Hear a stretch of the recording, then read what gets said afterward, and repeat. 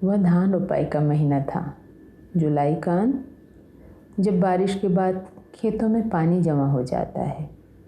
हम उस दोपहर सिंगरौली के एक क्षेत्र नवा गांव गए थे, जहां इस क्षेत्र की आबादी 50,000 से ऊपर है, जहां लगभग 18 छोटे छोटे गांव बसे हैं। इन्हीं गांवों में से एक का नाम है अमझर, आम के पेड़ों से घिरा गांव जहां आम झरते हैं, किंतु पिछले 2-3 वर्षों से पेड़ों पर सूनापन है। न कोई फल पकता है, न कुछ नीचे झरता है। कारण पूछने पर पता चला, जब से सरकारी घोषणा हुई है कि अमरौली प्रोजेक्ट के अंतर्गत नवा गांव के अनेक गांव उजाड़ दिए जाएंगे, तब से न जाने कैसे आम के पेड़ सूखने लगे। आदमी उजड़ेगा तो पेड़ जीवित रहकर क्या करेंगे। टिहरी गढ़वाल में पेड़ों को बचाने के लिए आदमी के संघर्ष की कहानियां सुनी थी, किंतु मनुष्य के विस्थापन के विरोध में पेड़ भी एक साथ मिलकर मूक सत्याग्रह करेंगे, इसका विचित्र अनुभव सिर्फ सिंगरौली में हुआ। मेरे लिए एक दूसरी दृष्टि से भी यह अनूठा अनुभव था। लोग अपने गांवों से विस्थापित होकर कैसी अनाथ उन्मूलित जिंदगी बिताते हैं, यह मैंने हिंदुस्तानी शहरों के बीच बसी मजदूरों की गंदी, दम घुटती भयावह बस्तियों में और स्लम्स में कई बार देखा था। किंतु विस्थापन से पूर्व कैसे परिवेश में रहते होंगे, किस तरह की जिंदगी बिताते होंगे, इसका दृश्य अपने स्वच्छ, पवित्र, खुलेपन में पहली बार अमझर गांव में देखने को मिला। पेड़ों के घने झुरमुट, साफ सुथरे खप्पर लगे मिट्टी के झोपड़े और पानी, चारों तरफ पानी।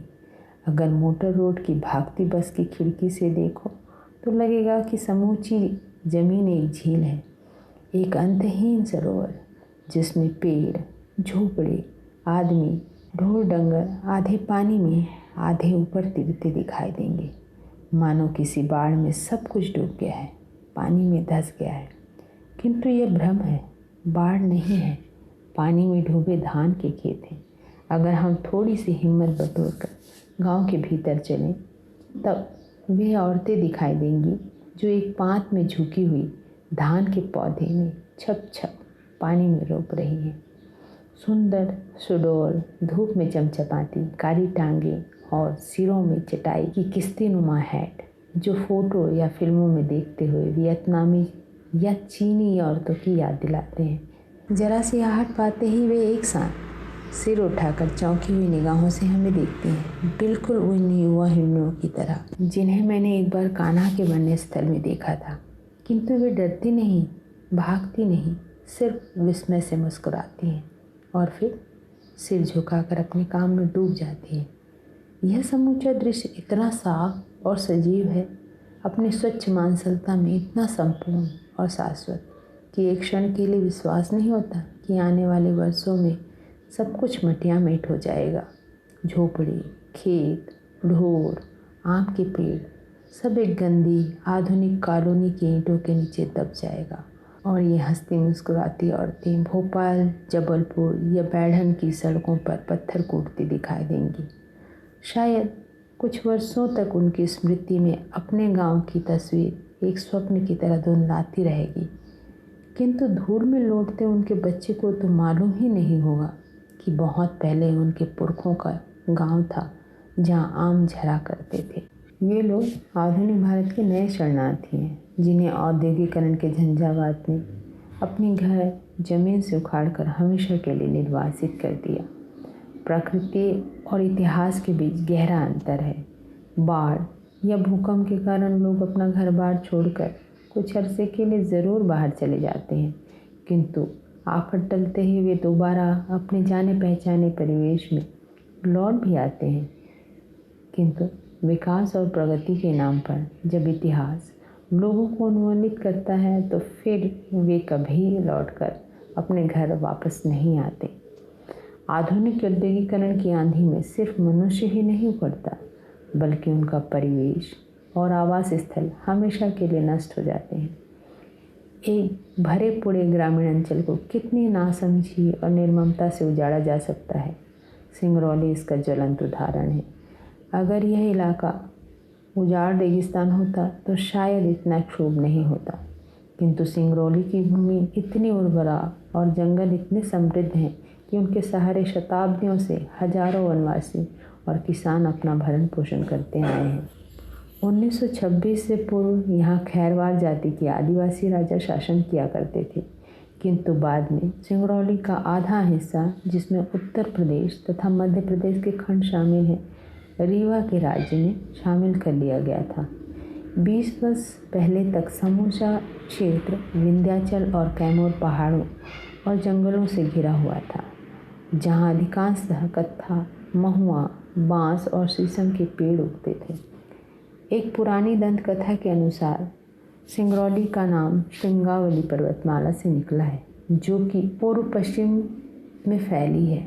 चारों ओर फैले घने जंगलों के कारण यातायात के साधन इतने सीमित थे कि एक ज़माने में सिंगरौली अपने अतुल प्राकृतिक सौंदर्य के बावजूद काला पानी माना जाता था, जहाँ न लोग भीतर आते थे न बाहर जाने का जोखिम उठाते थे।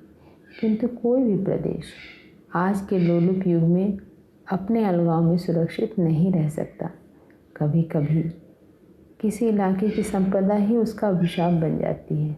दिल्ली के सत्ताधारियों और उद्योगपतियों की आंखों से सिंगरौली की अपार खनिज संपदा छिपी नहीं रही।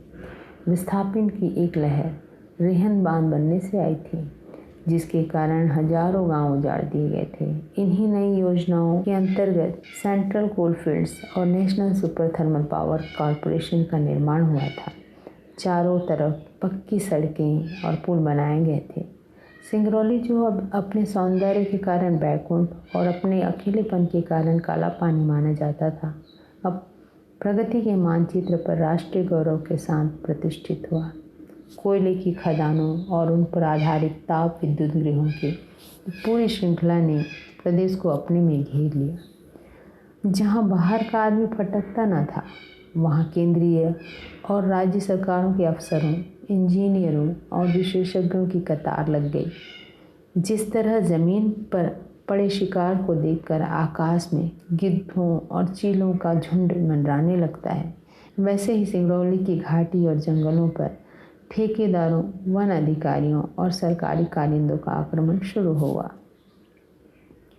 विकास का यह उजला पहलू अपने पीछे कितने व्यापक पैमाने पर विनाश का अंधेरा लेकर आया है। हम उसका छोटा सा जायजा लेने दिल्ली में स्थित लोकायन संस्था की ओर से सिंगरौली गए थे। सिंगरौली जाने से पहले मेरे मन में इस तरह का कोई सुखद भ्रम नहीं था कि औद्योगिकीकरण का चक्का, जो स्वतंत्रता के बाद चलाया गया, उसे रोका जा सकता था। शायद 35 वर्ष में पहले हम कोई दूसरा विकल्प चुन सकते थे, जिसे मानव सुख की कसौटी भौतिक लिप्सा न होकर जीवन की ज़रूरतों के अनुसार निर्धारित होती। पश्चिम जिस विकल्प को खो चुका था, भारत में उसकी संभावनाएं खुली थी, क्योंकि अपनी समस्त कोशिशों के बावजूद अंग्रेजी राज हिंदुस्तान को संपूर्ण रूप से अपनी सांस्कृतिक कॉलोनी बनाने में असफल रहा था। भारत की सांस्कृतिक विरासत यूरोप की तरह म्यूजियम्स और संग्रहालयों में जमा नहीं थी। वह उन रिश्तों से जीवित थी जो आदमी को उसकी धरती, उसके जंगलों, नदियों, एक शब्दों में कहें तो उसके समूचे परिवेश के साथ जोड़ते थे। अतीत का समूचा मिथक संसार पोथियों में नहीं, इन रिश्तों में अदृश्य लिपि में मौजूद रहता था। यूरोप में पर्यावरण का प्रश्न मनुष्य और भूगोल के बीच संतुलन बनाए रखने का है। भारत में यही प्रश्न मनुष्य और उसकी संस्कृति के बीच में पारंपरिक संबंध बनाए रखने का हो जाता है। स्वातंत्र्योत्तर भारत की सबसे बड़ी ट्रेजेडी यह नहीं कि शासक वर्ग ने औद्योगिकरण का मार्ग चुना। ट्रेजेडी यह रही कि पश्चिम की देखा देखी और नकल में योजनाएं बनाते प्रकृति, मनुष्य और संस्कृति के बीच का नाजुक संतुलन किस तरह नष्ट होने से बचाया जा सकता है, इस ओर हमारे पश्चिम शिक्षित सत्ताधारियों का ध्यान कभी नहीं गया।